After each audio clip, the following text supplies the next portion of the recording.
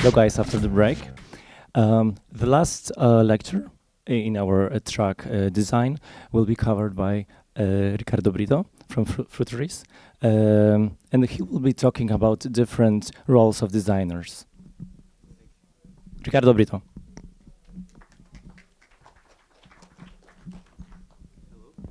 Is it working? No, okay. Something is always going wrong. Oh, okay, now? Okay, perfect. Hi guys, thank you very much for joining. It's really appreciate. Uh, so I'm here today. Do I have the slides? That's fine. Um, I'm here today to talk about a new design mindset, which I've been approached by many designers at different conferences that ask me, how do I work with engineers? How do I can stand developers? Because I work with a very close engineer. I will going back that in a few seconds. But it's funny how designers have this kind of mindset that is hard to work with engineers or developers, or they don't even touch the business part.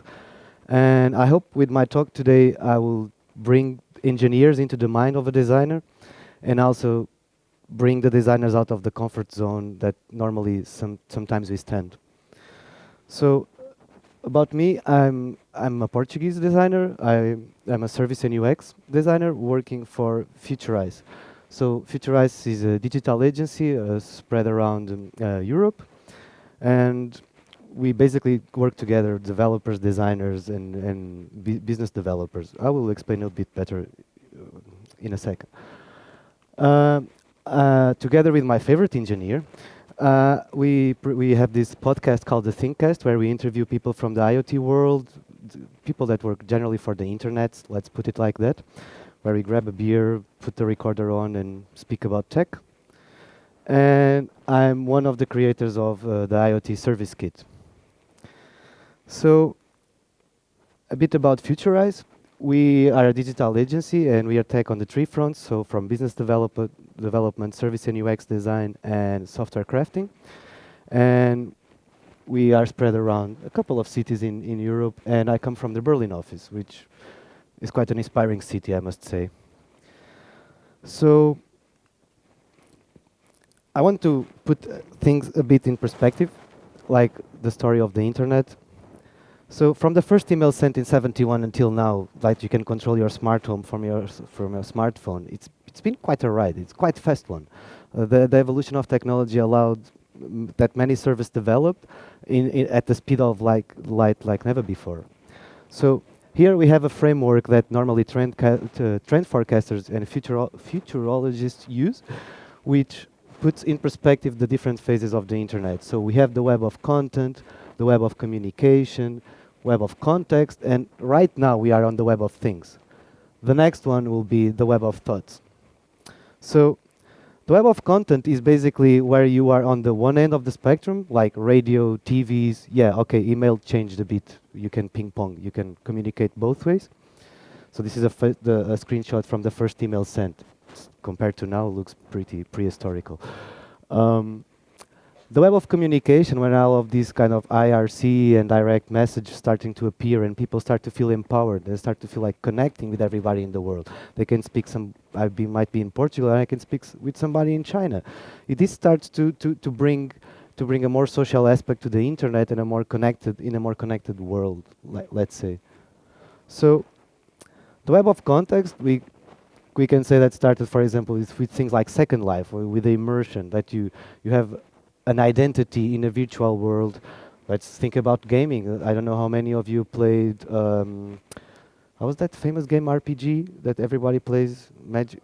Exactly. So World of Warcraft, like there is funerals of people that died playing the game for hours. That says something about immersion. Not a very healthy one, but it says. Now we are on the web of things, right? Everything can be connected to the internet. We can connect any product and call it smart, although I have my reservations on that.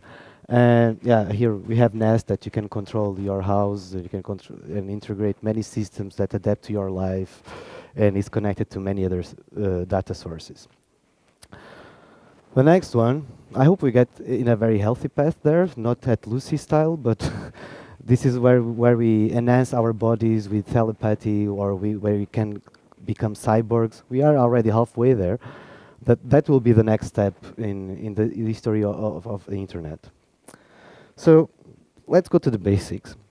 A few years ago, this is all you can do in your smartphone or dumb phone. You could make calls, send SMSs. There was a cool feature that you could make your ringtones, but definitely like what people loved the most was this one, Snake.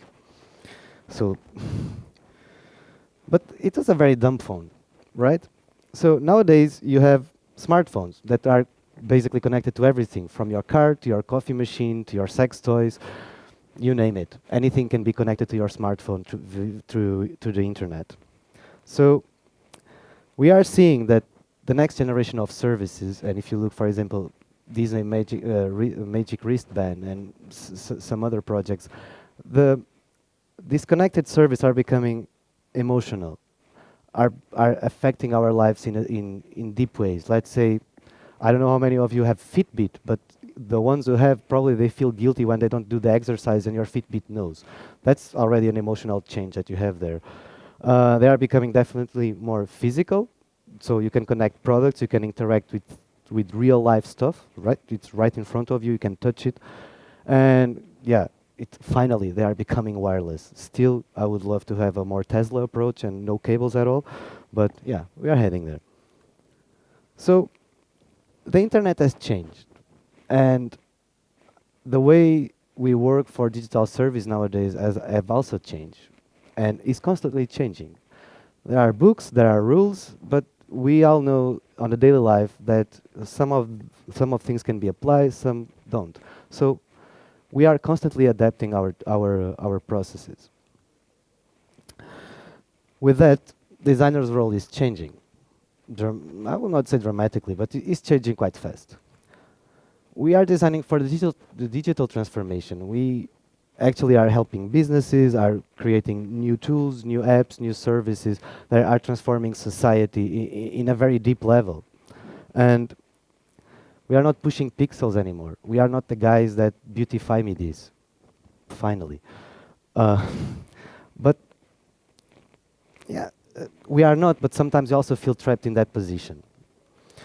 We are also not creating offline products anymore. Like, if you think about, I've studied like fine arts. I came from a painting and sculpture background and multimedia. I was a terrible painting and sculpture.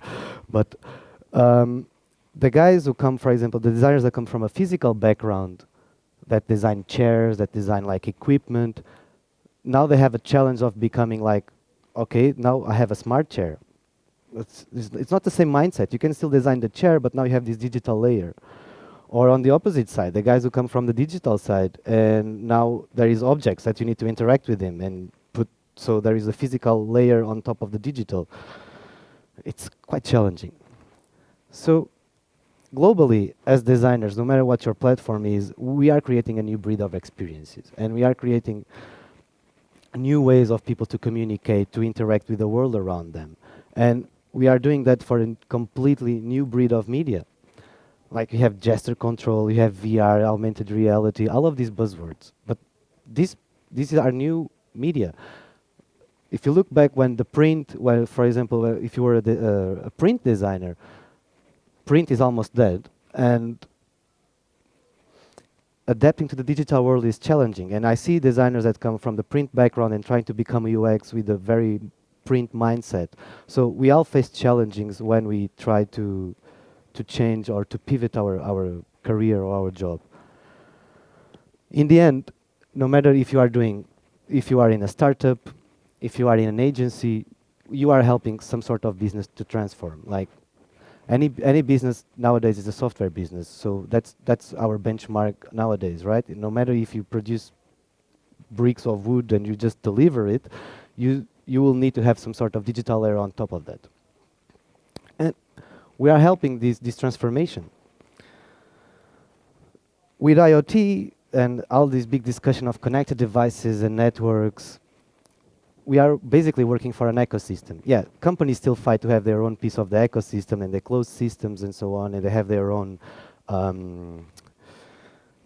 they have their own, forgetting the word. They have their own patterns, they have their own systems, but it's very closed. But when you design for a digital ecosystem, that means that you need collaboration. Like in nature, there is a collaboration. Even if you are a parasite, there's some sort of collaboration there. Um, as designers, and I'm also part of that, and guilty of that, I used to see design as the center of everything. Like, no, everything should start with design. Everything should be around in design. And that that gave me a lot of bad experiences, a lot of discussions, and a lot of bad days, because design is not in the center of everything. Design is a part of working for the ecosystem, is a part of a process that you need to integrate business, you need to integrate technology, and you need to know how to work together. Like, we are not the central piece in this. We are part of it, like in nature. So when we want to create like a successful digital product, we need to have these three things. You need to have the design aligned with the business and the technology and all of that together. That's a bit what we do at Futurize. Or that's what we do at Futurize. We work software developers and engineers, service and UX designers, and business developers together since day one in each and every project. I will go a little bit through the process. So we have this process called lean service creation, which is a mix between lean startup. Yeah, I'll go through that. So it always starts with business idea or a business need or a business challenge that your customer might have, or it actually starts from you. And we go through this thing that we call the service vision sprint. It can take 2 weeks, sometimes it can take months. But this is where all the people come together. So, right, like you are trying to come up with a service vision together with business developers, designers, and engineers in the same room. Okay, after that, you create like this big vision that is going to be built in the future, and you aim for an MVP for the launching. And on this part, we call it, it's a problem worth solving. It's finding the problem. The first thing is like challenging the brief and trying to understand why is that and why are we building that. And then, yeah, we iterate. If things go wrong, we get back to the whiteboard. If things are okay and people are accepting the product or the service, we keep moving. And that's what we try. That's what we call finding the product market fit and trying to adapt the product and the service that we are building into that. So, and of course, iteration after iteration. Sometimes we kill the project. Sometimes we just enhance it. Okay, I want to stop with the theory for you guys, but this is the most challenging part. This is the part where you have business guys, designers, and technologists in the same room. Not pretty. It's pretty when you make it, and when actually people get together and understand each other and understand which role they can have and how they can feed each other. But if you are in this mindset of, no, I'm the business guy, I just do this, and you cannot take these kind of decisions. And there's the tech guy, no, technical feasibility. And then the designer thinking about unicorns. This is where the magic happens. But let's be honest, making the magic happen, it's hard. It's really hard. And it's, in the end, starts in the beginning, starts with the mindset. So designers have always been change agents since the dawn of days. We have been changing society with new creations, new products, new services. And yeah, in the past, designers have been kind of these artistic guys, the creators, the genius. But we are not that anymore. We are still creative, we can be still genius, but we need to work with more people. We are not just rock stars that create this chair that is going to cost like 1,000. So, but how can we change something without knowing our users, co-create and deliver value? Seems basic, I know. So let's go here. We are often empathetic with our users. We are always worried, no, but we cannot do this because the user will not understand, but for budget reasons we need to do it, or technical reasons we need to do it. There's the designer, no, but our users. But how many of we actually step aside and understand what the developer is trying to say and trying to understand how they think? So when I first arrived to Futurize, that was my first week. It was my first big tech company that I belonged to. I go to the bathroom, and that's what it is. This is how a developer thinks. Is the light switched on? No or yes. It's basically as that. Great. Be careful if you still do your stuff. And you have this, all of that logical thinking, but you still have bug fixes on the other corner. If this sign was designed by a designer, most likely it was a beautiful sign, but not with the same history that this one has. So let me talk about Eric. Eric is a software developer, and when he joined Futurize, it was a pain in the ass. Not in the bad sense. He was always constantly challenging my UX choices. He was always constantly challenging, like, why you do this like that? That's a better solution. Have you thought about this? And I was like, yeah, but you know, technical feasibility. I was the one, technical feasibility. Forget technical feasibility. We need to work for our users. And was always bam, bam, bam. And my thing was like, this dude is coming to my domain. And I started to be a bit defensive, like, you know what? You are a developer. I'm the designer here. But that was a tough lesson because it was giving a lot of good suggestions that I was not capable of, or making me think in other ways. So nowadays he pivots, so he's half designer, half UX designer, half developer, which is quite interesting. Well, okay, this is Lucia. Lucia is a Android developer. At this point, we were developing an app and a whole services for a smart meter, and there was a lot of technical uncertainty, many problems with the backend, and you know, there was a huge tech component. Like in any IoT project, you're going to face this. I was banging my head against the wall trying to solve the onboarding and the setup of the high meter. Like, oh, I can solve this. And Lucia sees me in pain, and he comes to me and says, you know what? Let's together create the best user journey that we can have. Like, we can do this together. This is a developer coming to me, telling the designer, let's make the best user journey we can together.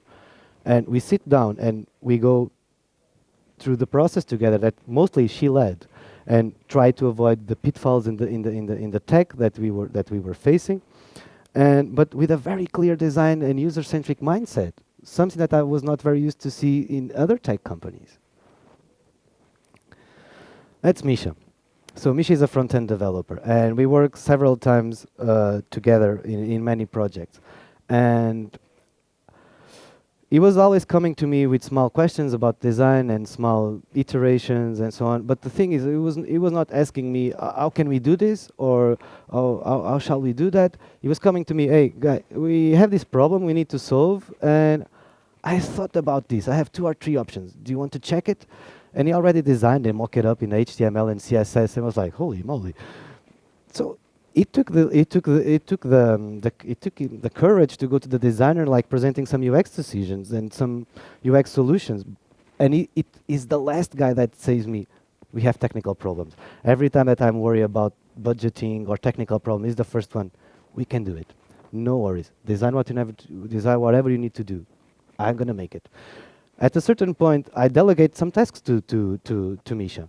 Misha is now also pivoting for a UX designer, is half-half, and we are currently in a project where he's also having like a major UX input, and of course as a front-end developer that's a really nice add-on. Yeah, IoT technology, very correlated, right? But we tend to not like to understand technology. We'll know that, oh, there is this cool software or this cool technology, we can do this and that, but actually we don't dig it. So let me tell you a story. Well, first of all, it's not that we are not used to deal with the technology. If there is UX people in the room, we are already dealing with the technology, for example, with Android and iOS, Windows phones, okay. But you know the constraints, you know the patterns, you know what you can do inside of that platform. That's some sort of a technology. That's an iOS. That's an OS, operating system. So that's technology. We already deal with that daily. But if you push it forward for the IoT and you start thinking about Raspberry Pis and proximity sensors and all of that, that's a bit deeper. So now you have like VR, you have AIs, you have proximity sensors, you have things that talk to you. There's so many things to deal with that, for example, UX as a profession will change dramatically in the next years, and probably are not at all pushing pixels. We are just doing invisible interfaces or creating other sort of interactions that we still didn't manage to do yet. So this is Paul. Paul is my favorite engineer.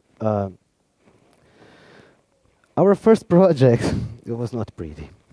So our first project was an IoT project that included many technology, was out of the cloud, was hyper-local, was technology-wise was already a mess, was already like something that is not easy to understand, and bam, there we are, me and him together for a couple of months to trying to develop the service, as the designer and he as the technologist. It was not pretty. A lot of fighting, a lot of swearing, and we got to the point that we were screaming to each other. It's like, you know what, this is not working. And I was trying to explain my design process and say, hey, you can do this with the user, and we can create this cool service. And it was coming. No, but the technology can do this or that. Like there was like this always this constant clash between design and technology. Yeah, we researched a lot on methodologies to develop for IoT, and by then there was nothing. Like the first book on UX for IoT, for example, was just released last summer. Designing Connected Products is a very interesting one. But there was no big things about design and IoT and how to process that. So Paul, yeah. So this is a typical day, right? There's Paul, like super pissed with me and like, why are you doing this? It makes my head hurts. And I was like, hey, unicorns, let's do this cool stuff. So this is a typical thing that you have in many tech projects. There's the designer thinking too much about the cool stuff he can do without understanding the technology, or the engineers thinking too much about technical feasibility. So Paul said, you know what, you need to create a tool to speak and to communicate together. And that was the first iteration of the IoT service kit. So basically it was a communication kit where you could get a grasp of what sensors are, what they can do, and play around in the physical space with the blueprint and 3D printed pieces. This is the first version. It was very driven by engineer approach. So function, tech specs, and guiding questions. Relay message between devices. That's not very sexy for a designer. Or type of message relayed. That doesn't inspire any designer to interact with the beacon. And we actually made a first iteration, a first test in a design conference at Service Experience Camp in Berlin. And yeah, people find it interesting, but it was fun to see like the designers banging their heads against the walls, like, oh, that's too hard to think about all of this tech stuff. So we downsized it and we not dumbify it, but we simplify it. And we created the IoT service kit, which is not a more accessible tool. And I want to present the video.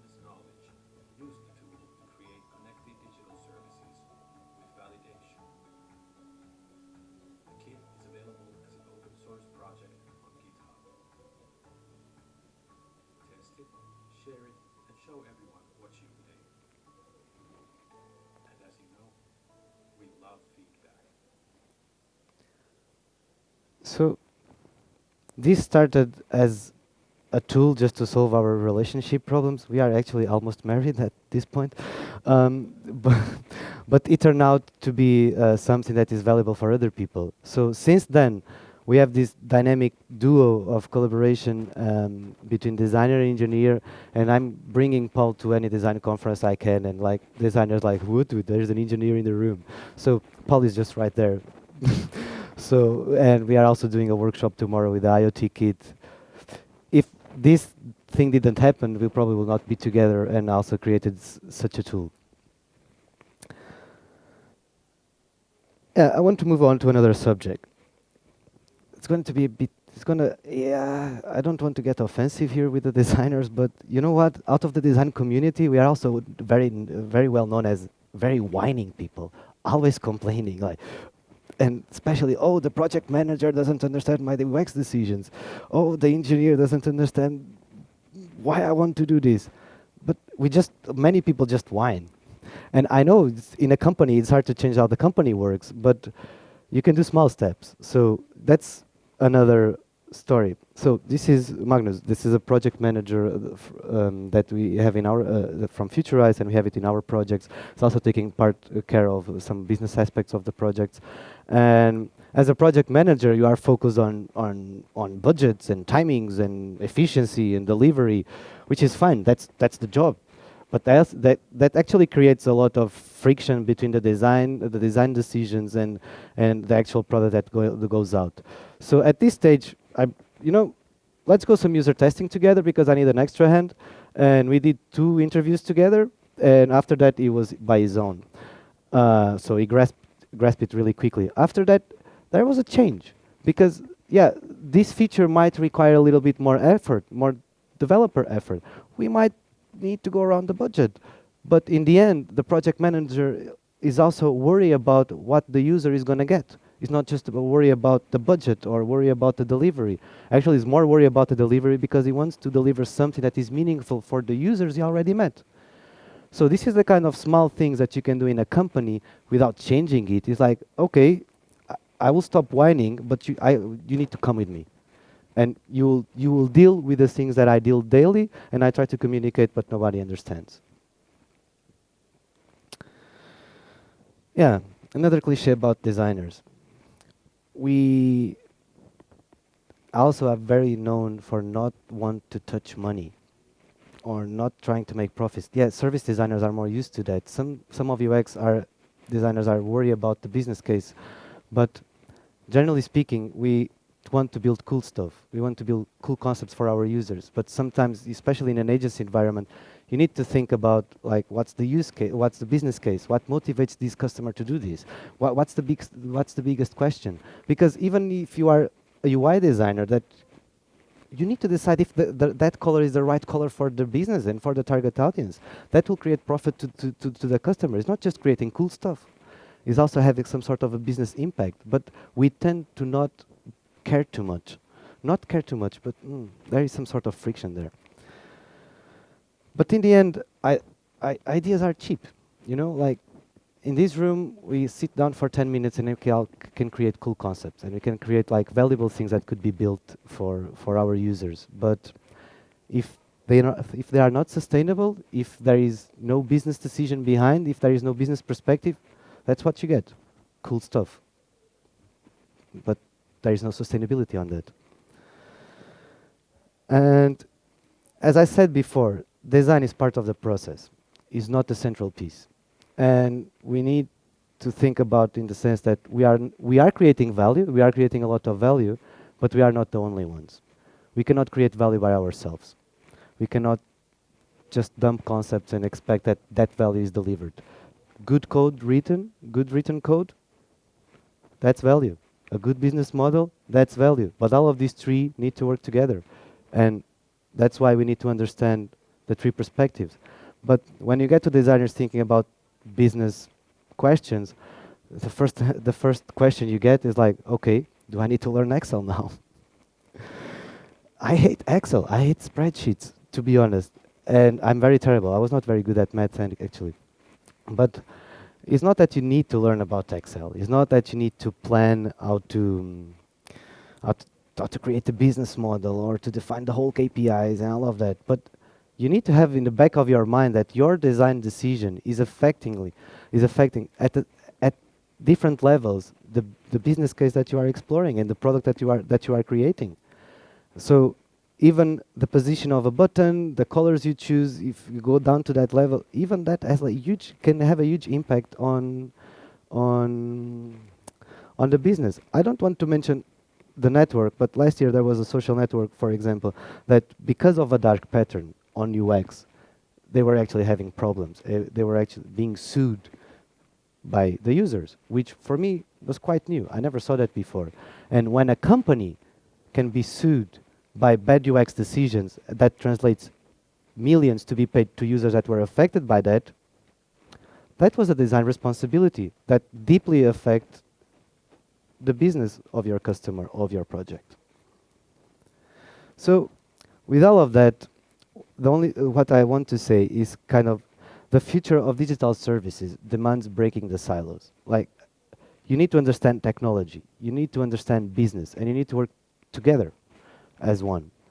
But yeah, it's tough. It's not easy. And you go to your company, to your agency, to your startup, and you will realize that you will not changing. You are not changing the culture. You will not change the whole structure of how the company works. That's utopia. And you are also not in the center of the picture. You are a part of the picture. So you are not changing how the company works, but you can create more design awareness and you can create a more design-driven culture if you can use different small ways of working, new ways of working. Like, change your mindset regarding how you deal with the developers and the engineers. Like, try to understand how they think and try to understand why they are giving that answer. If your project manager doesn't understand your product decisions or your UX decisions, bring it to where the things happen. You will get awareness about that. This is small changes. This is not changing the whole culture. This is not changing the whole structure. It's like bringing this guy to the next room and like, hey, interview the user with me. So, because I think we all face situations like that at a certain extent. I don't want, sorry about the bad quality. But you cannot change a whole school company. Like, if you are speaking about digital transformation and you are working for a previously analog business that is now transforming into a more digital company, you're gonna get this. You're gonna get like these managers. You're gonna get like this kind of culture that they don't understand it. They don't dig it. You are just a small part of it. But the way to create awareness, the way to change culture is bit by bit. So, as a wrap up, I think the takeaways is, first of all, is not just being empathic with your users, is being empathetic with your team, with the different guys. Learn how to the business developer think. Learn how the developer guy, why does it answer like that? Why he has this worry about the technical feasibility? Tools. If you don't understand the problem, most likely you need to create your own tools to go over it. That's what we did. Inclusion. Yeah, bring your people and the decision makers to the room. Like, if they don't need to be designers, but including them in the process will be a game changer. And finally, think about that you are going to have like a business impact, no matter which level you are. If you are a junior or an intern, or if you're a senior UX or UI, you're going to have a business impact. Your decisions affect deeply the product you are developing. And yeah, we need to start becoming more aware of that. It's not going to be really easy. That's a promise. But it's important. Like, it's important that we drive this change and we stop to be like the designers that everybody complains because, you know, it's always the bottleneck. So in the end, what I want to say is we stop seeing ourselves as the value creators that we actually do,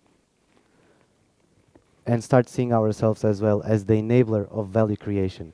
And that's when you need to make the magic happen, you have the right tools and skills to make it happen. You know how empathy works, you know how to communicate, you know how to bring people together.